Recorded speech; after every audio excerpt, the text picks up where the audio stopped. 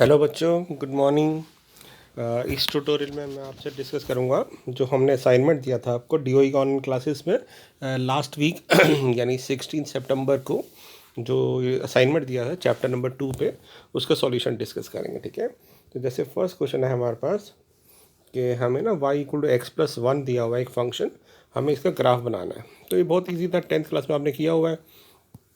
क्या करते थे कि एफ एक्स है जो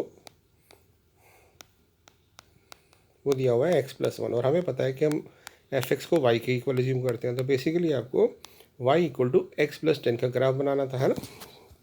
तो इसमें क्या करते थे 10th क्लास में आप, ये लीनियर फंक्शन है, यानी एक लाइन बनेगी क्योंकि दोनों की पावर वन है। तो हम क्या करते थे, कुछ वैल्यूज एज्यूम कर लेते थे। तो हमने क्या किया, एक्स को ज़ीरो पुट कर दिया यहाँ पे, तो वाई 10 आ गया।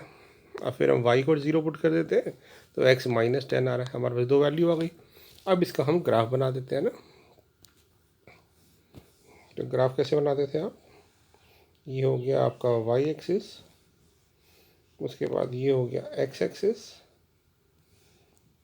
उसका नंबर मार्क कर लेते थे 1 2 3 4 5 6 7 8 10। ये हो गया एक्स एक्सिस पे 10, ये हो गया 1 2 3 4 5 6 7 8 9 10। ये हो गया एक्स एक्सिस पे -10। फिर इसके बाद 1 2 3 4 5 6 7 8 9 10। ये हो गया वाई पे 10। ठीक है, हमें तो ये चाहिए और ये चाहिए। तो ये हो गया एक पॉइंट और ये हो गया एक पॉइंट, यानी हमारी लाइन इन दोनों पॉइंट को ज्वाइन करती निकल जाएगी। तो ये हमारी जो लाइन आ गई, ये आ गई Y equal to x plus 10 की। तो हमें इसका ग्राफ बनाना था, तो ये ग्राफ हो गया। ठीक है ना, तो फर्स्ट क्वेश्चन तो सिर्फ यही था। सेकंड कह रहे हैं कि डोमेन बताना इस फंक्शन का। तो जो डोमेन होता है, मैंने आपको ट्यूटोरियल में भी बताया था आपने कि यहाँ पे हमारा जो फंक्शन है वो क्या फंक्शन है, देखिए एक बार।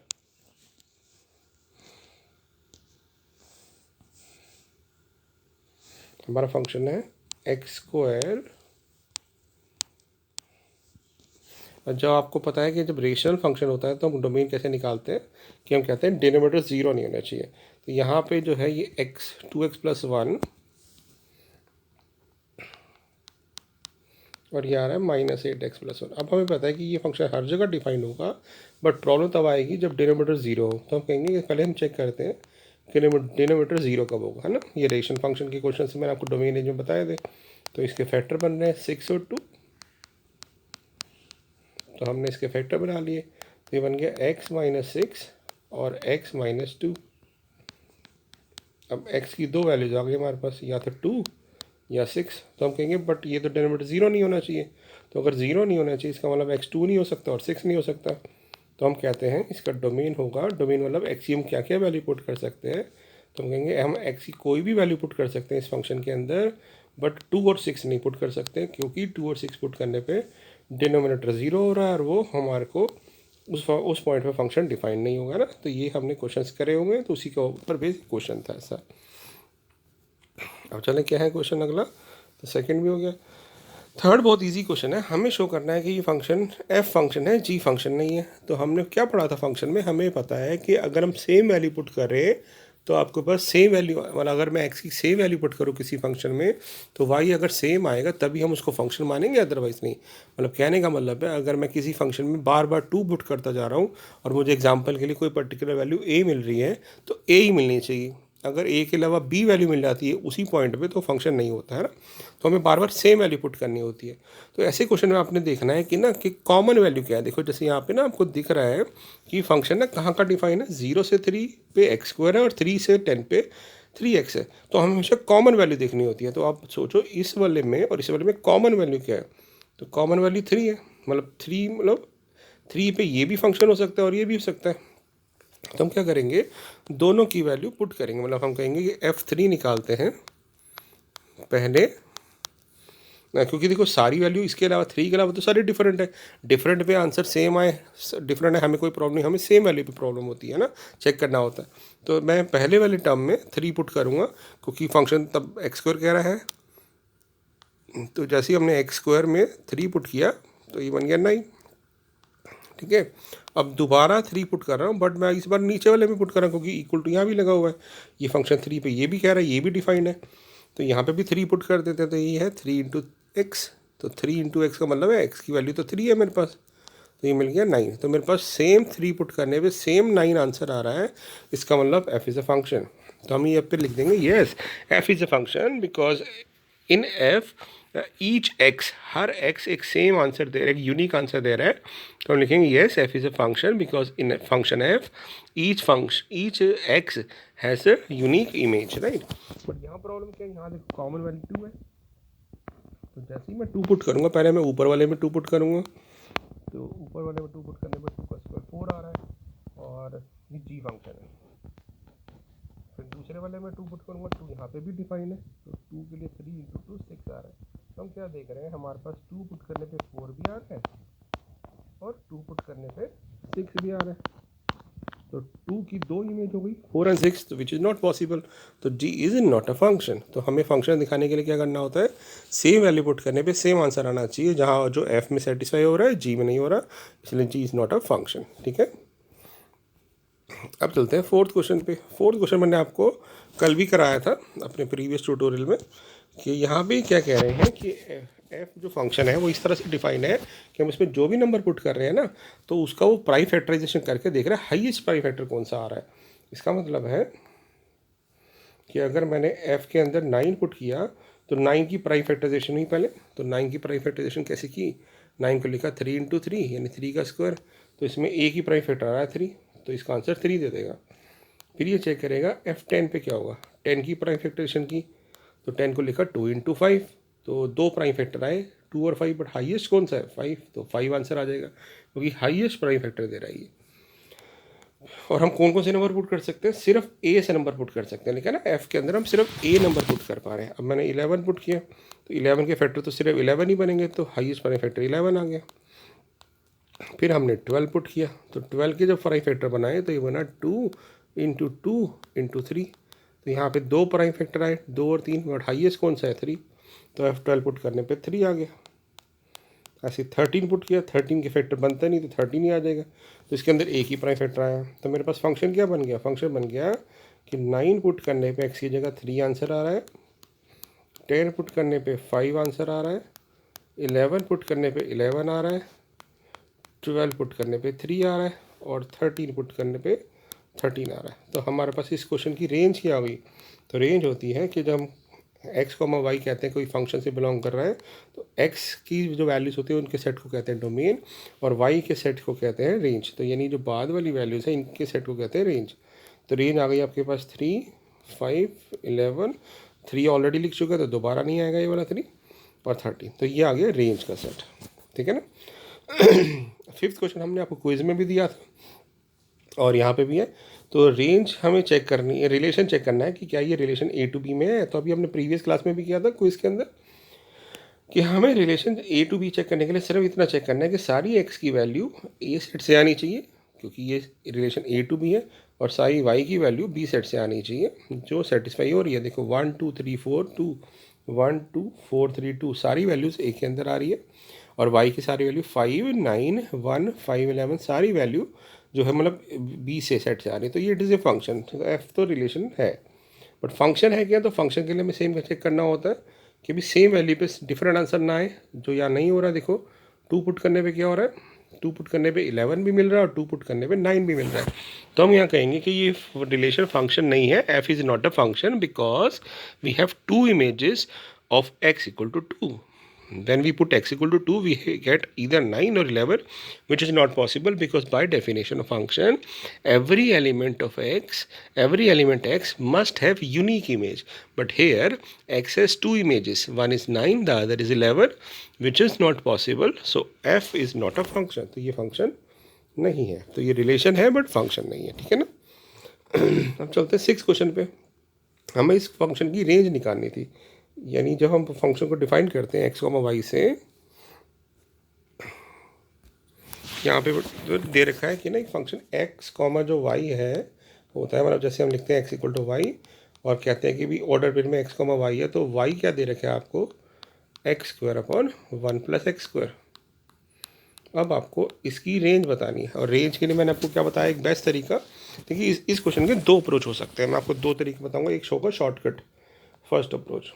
एक तरीका क्या हो सकता है, आप ये देखो कि एक्स स्क्वायर जो टर्म है वो हमेशा ज़ीरो से बड़ी रहेगी, है ना, क्योंकि मैंने आपको बताया था कि स्क्वायर वाले क्वेश्चंस को हम ऐसे डील करते हैं कि स्क्वायर कभी नेगेटिव नहीं हो सकता, तो एक्स स्क्वायर हमेशा ज़ीरो से बड़ा होगा। ठीक है, अब मैं इसमें अगर दोनों साइड 1 + x स्क्वायर से डिवाइड कर दूँ तो कोई फ़र्क थोड़ी पड़ेगा, क्योंकि दोनों साइड डिवाइड कर रहा हूँ और पॉजिटिव है टर्म है, तो इनइक्वालिटी भी चेंज नहीं होगी। पॉजिटिव क्यों है, क्योंकि एक्स स्क्वायर 0 से बड़ा होता है, तो 1 + x स्क्वायर 1 से बड़ा होगा, है ना। तो ये मेरे पास बन गया फंक्शन, और यहाँ पे 0/समथिंग इज 0 आ जाएगा। तो मेरे पास ये कंडीशन आ गई कि फंक्शन हमेशा 0 से बड़ा होगा। ठीक है ना।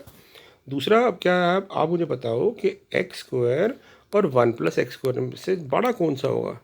तो आप कहेंगे ऑब्वियसली 1 + x स्क्वायर बड़ा होगा, है ना। तो आप कहेंगे 1 + x स्क्वायर हमेशा एक्स स्क्वायर से बड़ा होगा, कभी इक्वल भी नहीं हो सकते। ठीक बात है, क्योंकि इक्वल क्यों नहीं हो सकते, क्योंकि अगर मैं एक्स स्क्वायर से एक्स काट दूंगा तो 0 हमेशा 1 से छोटा होता है, और इक्वल तो कभी हो ही नहीं सकते ये। ठीक है ना। मैंने इस नंबर को और इस नंबर में रिलेशन ढूंढना कि इन दोनों में से बड़ा कौन सा है। अब मैं 1 + x स्क्वायर को नीचे ले जाऊंगा इस तरह से, तो ये मेरे पास फंक्शन बन गया। तो मैं क्या देख रहा हूँ कि मेरा फंक्शन 1 से छोटा आ रहा है। ठीक है ना। तो यहाँ पे मैं कह रहा हूँ फंक्शन 0 से बड़ा है और 1 से छोटा, इसका मतलब क्या हुआ, f(x) मेरे पास 0 से 1 के बीच में लाई करेगा, यानी मेरे पास फंक्शन की यानी रेंज आ गई, कि रेंज आ गई इसकी 0 to 1। ये हुई एक अप्रोच इस क्वेश्चन को करने की। 0 इंक्लूसिव होगा क्लोज ब्रैकेट, क्योंकि 0 काउंट हो सकता है, 1 पे ओपन ब्रैकेट आएगा।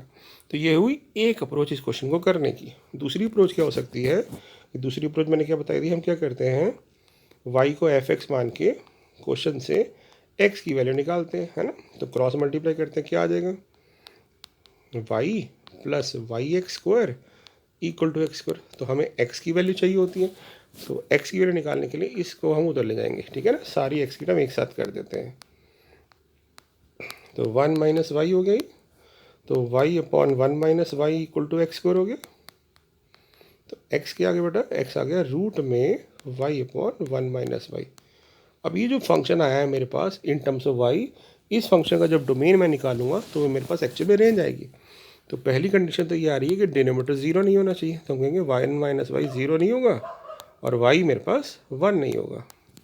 और दूसरी कंडीशन कि रूट के अंदर वाली टर्म पॉजिटिव होनी चाहिए, तो ये टर्म मेरी 0 से बड़ी होनी चाहिए। अब मैंने आपको क्या बताया था कि हम इस नंबर को तब तक उधर नहीं ले जा सकते जब तक ये पॉजिटिव ना हो। तो पॉजिटिव बनाने के लिए क्या करते हैं, इसी नंबर से ऊपर नीचे मल्टीप्लाई कर देते हैं, ताकि नीचे स्क्वायर बन जाए, और स्क्वायर बनते ही ये पॉजिटिव हो गया। और पॉजिटिव हो गया तो इनइक्वालिटी को अफेक्ट नहीं करेगा, इसलिए हम इस नंबर को उधर ले जा सकते हैं। तो मेरे पास आ गया y × 1 - y is more than equal to 0। Wavy का मेथड से करने के लिए मुझे y की कोफिशिएंट को पॉजिटिव बनाना पड़ेगा। यहाँ पे 1 - y है, तो मुझे y - 1 बनाने के लिए नेगेटिव से मैंने दोनों साइड मल्टीप्लाई कर दिया। अब राइट साइड पे जो 0 है उसका नेगेटिव का फ़र्क नहीं पड़ेगा, क्योंकि 0 का माइनस कुछ होता नहीं है, बट इनइक्वालिटी चेंज हो गई। अब हम इसको नंबर n पे प्लॉट करते हैं, -∞ से +∞, एक आ गया 0 और एक आ गया 1, इधर से वेक्टर। तो एक्सट्रीम राइट पे हम प्लस साइन देते हैं, फिर ऑल्टरनेट साइन देते हैं। अब क्योंकि हमारा आंसर लेस देन 0 है, इस नेगेटिव वाला रीजन है, तो हम कहेंगे हमारा ये आंसर आएगा कि y की वैल्यू 0 से 1 के बीच में होगी, बट y तो 1 नहीं है, तो y में से इक्वल टू साइन हट जाएगा, तो ये वाला साइन हट जाएगा। तो मेरे पास रेंज क्या आ गई है, रेंज आ गई मेरे पास y की वैल्यू 0 से लेके 1 तक। 1 इंक्लूसिव नहीं होगा, एक्सक्लूसिव होगा, और 0 इंक्लूसिव होगा। तो मेरे पास फाइनली रेंज यही आ गई। देख लो आप, पीछे यही आ रही थी कि 0 पे क्लोज ब्रैकेट था और 1 पे ओपन ब्रैकेट था। तो इस क्वेश्चन को हम दोनों तरीके से कर सकते हैं। ठीक है,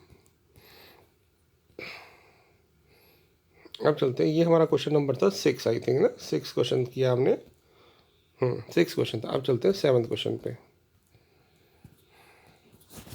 7th क्वेश्चन डायरेक्ट क्वेश्चन था बेटा। पूछा गया कि इनमें से कौन सा फंक्शन है, तो आपको सिर्फ चेक करना है कि सेम वैल्यू मिलने पे फंक्शन डिफरेंट नहीं आना चाहिए। यहाँ देखो 3 पे 9 भी मिल रहा है, 3 पे 11 भी मिल रहा है, तो हम कह रहे हैं कि भी 3 पे 9 और 3 पे 11 है। इसका मतलब क्या हो गया, 3x3 के लिए हमारे पास दो इमेज आ रही है, 9 और 11, विच इज़ नॉट पॉसिबल। तो f is not a function.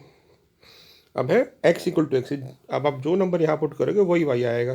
तो आप खुद ही सोचो तो पहली बात तो फर्स्ट पार्ट तो समझ आ गया आपको कि first is not a function. Second वाला, अब हमारे पास y इक्वल टू एक्स है, ठीक है। अगर आप इसका, वैसे तो ग्राफ से थोड़ा सा मुश्किल हो गया, वैसे ग्राफ भी बना सकते हैं। y इक्वल टू एक्स का ग्राफ कैसे बना था हमने, ऐसे तो हर वैल्यू एक ही बार अचीव हो रही है ना।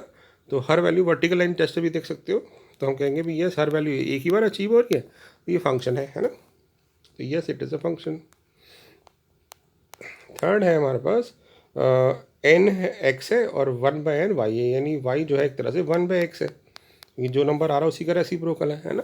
तो इसमें भी आप देखोगे जो वैल्यू आप पुट करोगे एक्स की दो अलग अलग आंसर नहीं आ सकते। जैसे अगर मैं एक्स को 1 पुट करूँगा तो वाई 1 ही आएगा, एक्स को 2 पुट करूँगा तो वाई हाफ ही आएगा।